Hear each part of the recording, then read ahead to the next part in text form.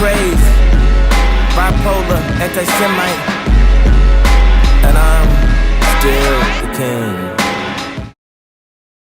카니에 팬분들 드디어 벌처스가 발매되었습니다. 벌처스가 발매된 기념으로 해당 앨범이 나오기까지 약 반년간의 여정을 돌아보고 앨범을 간단히 리뷰해볼까 합니다. 그럼 영상 시작하겠습니다. 앨범의 시작점으로 거슬러 올라가 봅시다.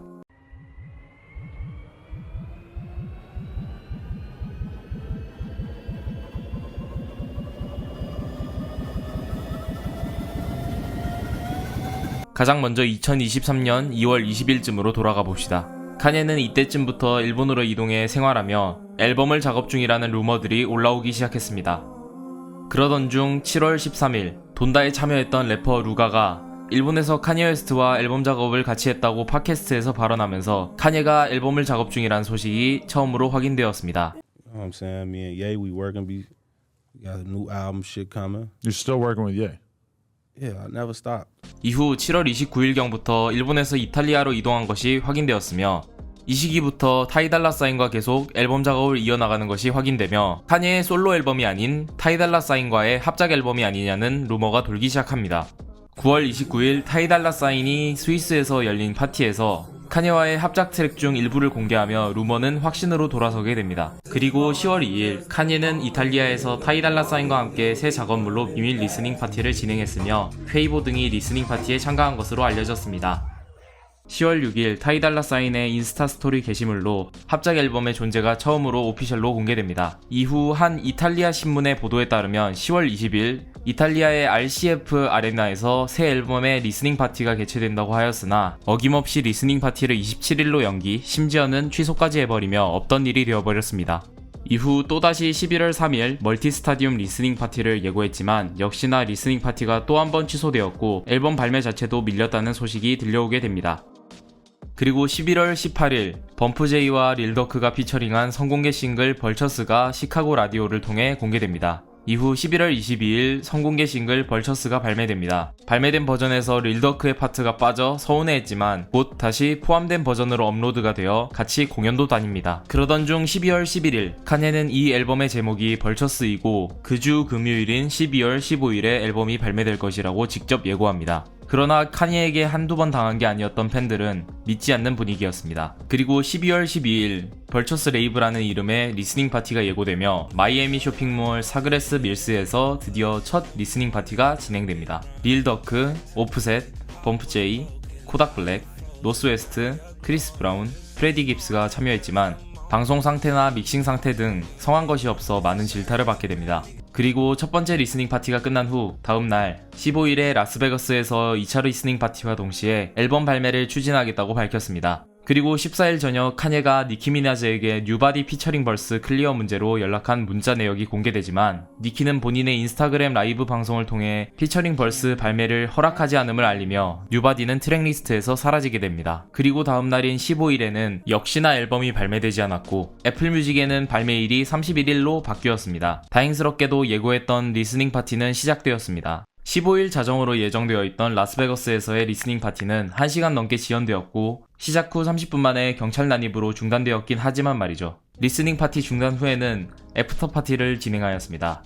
애프터 파티 도중엔 몇몇 사람들의 현장 레코딩 등 뜬금없는 일이 벌어지기도 했고 애프터 파티가 끝나갈 무렵엔 카니에가 수많은 스타들을 약 15분간 저격하면서 급발진을 시전하기도 했습니다.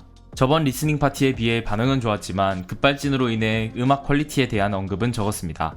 그러던 12월 21일 앨범이 또다시 2024년 1월 12일로 연기되었다가 다시 12월 31일로 앞당겨지며 카니에 팬들의 마음을 쥐락펴락했습니다. 그리고 12월 30일 1번 트랙으로 예고된 에브리바디의 싱글 발매가 예고되어 있었으나 하루 전날인 29일까지도 샘플 클리어링이 되지 않았다는 소식과 함께 발매되지 못하였습니다. 그렇게 한 해가 가게 되고 결국 예정되어 있던 12월 31일의 발매 일정은 무산되게 됩니다. 2024년 1월 3일 포브스는 앨범의 발매가 취소되었다고 보도하고 카니에는 앨범의 모든 곡을 재녹음 혹은 아예 새로 만들고 있다고 밝힙니다. 이후 발매 일정이 1월 12일에서 1월 19일로, 1월 19일에서 2월 9일로 연기됩니다. 그렇게 계속된 일정 연기 중에 카니와 타이달라 사인은 인스타그램에 벌처의 트레일러와 함께 볼륨 1, 2, 3의 발매일과 앨범 커버를 공개합니다. 이후 2월 1일 볼륨 1의 새로운 트랙 리스트가 공개됩니다. 기존의 트랙들이 변경되었고 그중 뉴바디의 삭제가 눈에 띄었습니다. 그리고 2월 7일 토킹 원스 어겐의 뮤직비디오와 벌처스의 리믹스 버전이 담긴 싱글팩 벌처스 팩을 발매했습니다. 그리고 다음날 시카고 유나이티드 센터에서 세 번째 리스닝 파티와 뉴욕에서의 네 번째 리스닝 파티를 예고합니다. 그리고 2월 9일에 리스닝 파티가 진행됩니다. 리스닝 파티가 꽤나 호평을 받고 이제 카니에 팬들은 그가 예고했던 2월 9일의 발매만을 기다리고 있었습니다. 하지만 2월 9일 끝내 볼륨 1은 발매되지 않았습니다.